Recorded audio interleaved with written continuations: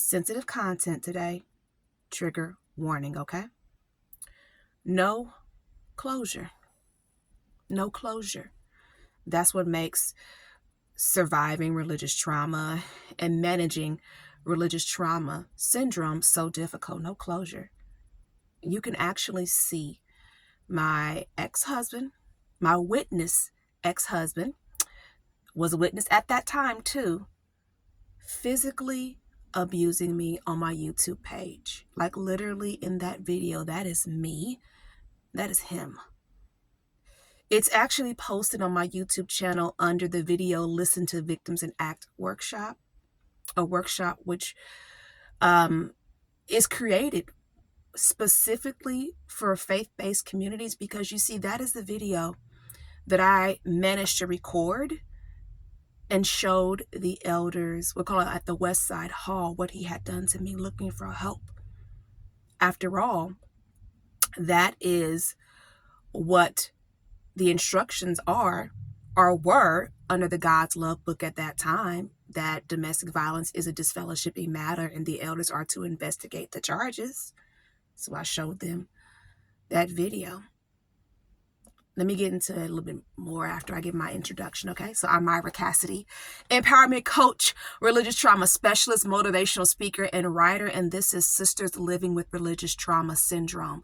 Let me give my disclaimer, okay? This is a coaching space, a coaching platform. I'm not a therapist. This is not an extension of the worldwide organization of Jehovah's Witnesses. I am an independent coach doing my thing to raise awareness to this emerging field of religious trauma. Unfortunately, I do have religious trauma syndrome and it's difficult.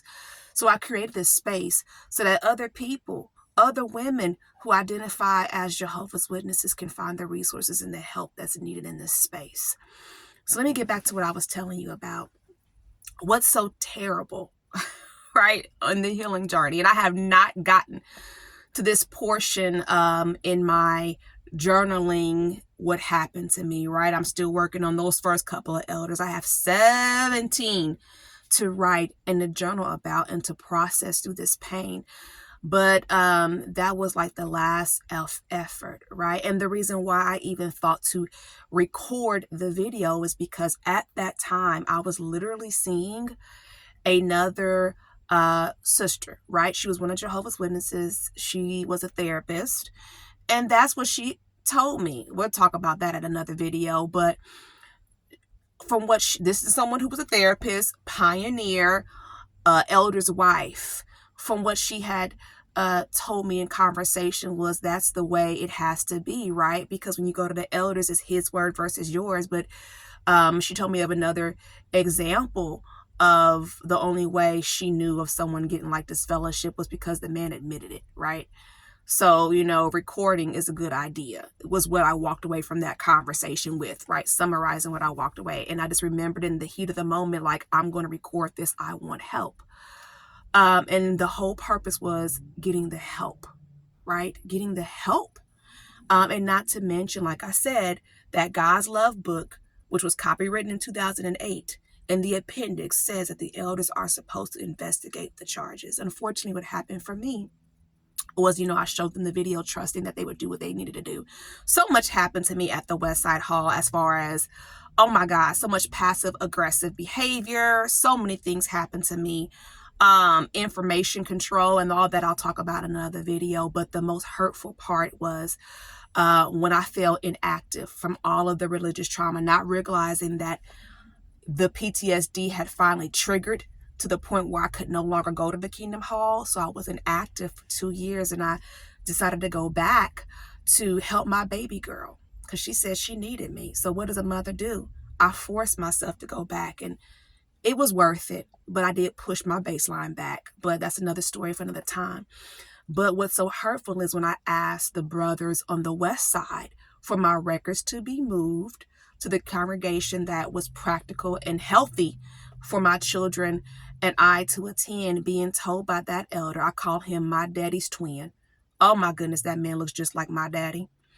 And there's trauma in that, and that's troubling too, because I'm sure subconsciously, right, there was some type of trust that I had with this elder, because literally he does look like my daddy. Okay, even though my dad and I don't have a relationship, my dad has done so many things to hurt me along this process. But that elder told me, in that conversation, when I was telling him I'm going back to the hall, I need my records to be transferred, and I got very emotional in that conversation. And I was like, I showed y'all a daggone video. And this man said, well, we didn't see no domestic violence on that video. All we saw was a bunch of yelling and screaming. And I was so hurt. So hurt. And I'm like, that's funny that y'all didn't see domestic violence, because, my attorney showed you. That's funny. I never knew that y'all felt that way. How hurtful. And then he goes on to tell me, well, look, the elders over there said in the notes they were working with him. I said, whoa, y'all were passing notes back and forth from hall to hall? I never knew that. And that's also something that I find troubling, is the fact that so many conversations and decisions are had and made, and I'm not even invited into the space. Let me tell you what's going on. So a lot of things did not get handled the right way. And it's hard for me now in the position that I sit. I have to be very, very careful not to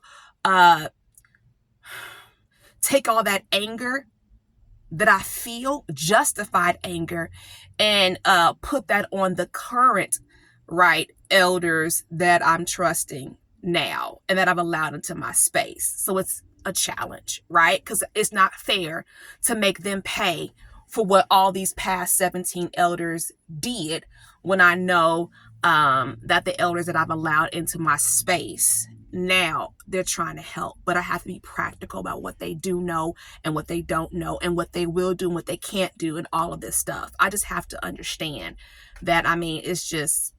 It's difficult. Okay.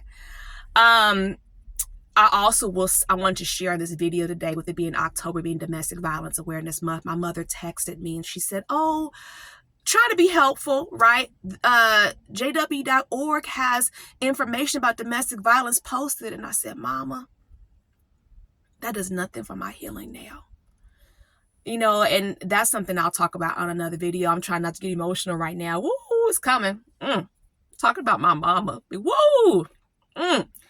I love my mama so much, but it's also so difficult that our relationship is ruined, because of everything that has happened. And I know my mother, doesn't understand a lot of things as well, but that's a video for another day. But it's hard because literally, my mother and I, it's triggering having a relationship with my own daggone mama. That's how severe this is. But that's something that, we talk about the kids. So it's called limited contact. So I'm limited contact with my own daggone mother, but hey, it's a part of the healing journey. And of course, I'm getting emotional right now in this video, right? Sundays are hard for me, right? Some days, it's cool. Some days, I'm just being authentic about the journey. Because it's hard. It's hard healing. You know what I mean? I'm a third generation witness. My kids are fourth generation witnesses. That's all I know, and I'm the only girl out of all of my grandmother's grandchildren. So all these men were supposed to protect me, and they didn't. So there's a lot of pain and a lot of healing for me in this journey. So I'm getting a little emotional. But I want to talk about, before the video ended today, about just how hurtful it also was, that 2013 Awake magazine that I trusted when it came out. It was a green magazine with a woman on the front, and it talked about domestic violence. But what it said in there was, it gave the example of a man who was violent. And what happened was, he started to study with Jehovah's Witnesses, and his behavior changed. This man pistol whipped his wife and put a knife on their son. And that is dangerous information to put out there to the world. Because for stuff like that to happen in Indianapolis, Indiana, I would lose my kids. And you know what I mean? And that's another story for another day too, is how at one point in my journey, it's even in my play, right? That's going to be next year, the Midwest tour. I talk about that. I talk about Child Protective Services threatening to take my kids because of the domestic violence at the hands of my witness, then husband. So this is nothing to play about. So that watchtower was so upsetting for me, because you know what you hope, right? That he's going to read it and change. My ex read that magazine and said, see, this isn't domestic violence. I never pistol whipped you. I never did these things to you. This ain't domestic. So now he thinks even more that he didn't do anything. And it was just so terrible because literally that child protective service situation happened in 2012. Now this Awake magazine comes out in 2013 and he feels like, see, this is you. This is you. I've done nothing.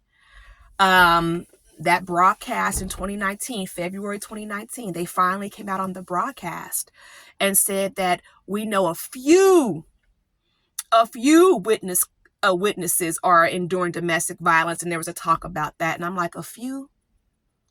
Statistically, 1 out of 4 women will endure domestic violence at some point in their life. That ain't a few. That ain't a few. And even and here's another thing I wanted to share about it. And I'm going to close today. Just the fact that in all the times when I reported domestic violence to the elders, right? I've had enough. I'm going to the elders. He strangled me. He hit me. What's the first thing the elders do? In my situation, each time they said, wait a minute, before we can talk to you, we have to go get permission from him. That puts women in so much danger. That puts them in so much danger. And that's also what's so disappointing, because every time they asked my ex-husband, when we were married, if they could talk to us because your wife is saying this and this and that, he was always willing to talk. He was always willing to talk. But in a lot of situations, for that to happen and for that woman to get in that car and to go back home, what do you think is going to happen when she gets home? For a lot of women, that man is going to go off. You think you're going to tell these elders on me? And all she's trying to do is getting help. So, oh my goodness, the things that, we go through, is so terrible. And I will close on this. Another frustrating thing about the journey and healing about the journey is my ex went to anger management classes. Still didn't change.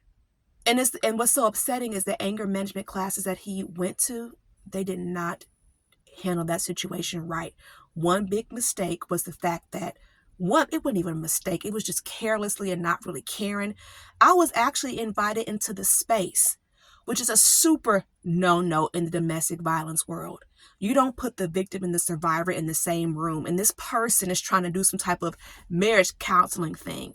No. So he didn't even really get anger management, but that was something that he could use and go tell the elders, I went to anger management class. She don't want to take me back. I did the work.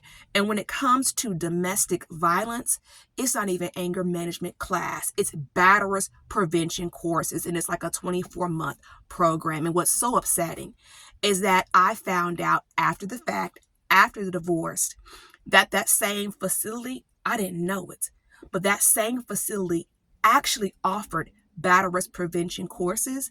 But because my ex was not court ordered to go, he got to pick what class he wanted to take.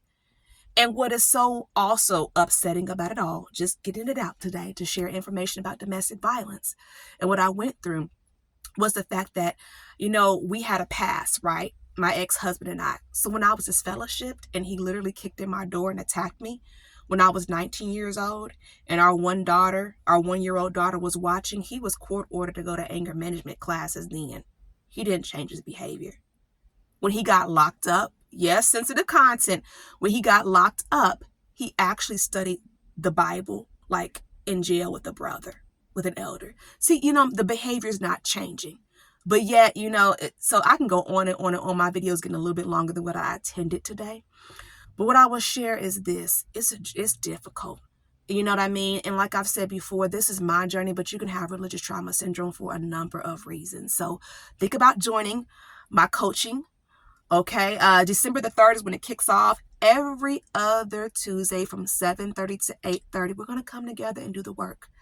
All right, workshops, interviewing other people who've had similar experiences. We have group journaling to do, a lot of things. So think about joining my coaching platform and reach out to me if you're interested. All right, happy Sunday. Have a good day.